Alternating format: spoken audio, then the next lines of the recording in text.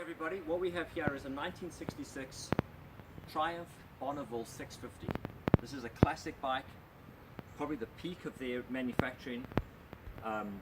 This is the original color scheme, and what I'm going to do is demonstrate a cold start. You can see over here, this is a cold engine. I'm going to start off by turning on the petcock and just hitting the tickler switch on both sides briefly. I'm going to turn the key on, mount the bike, and let's see if it starts.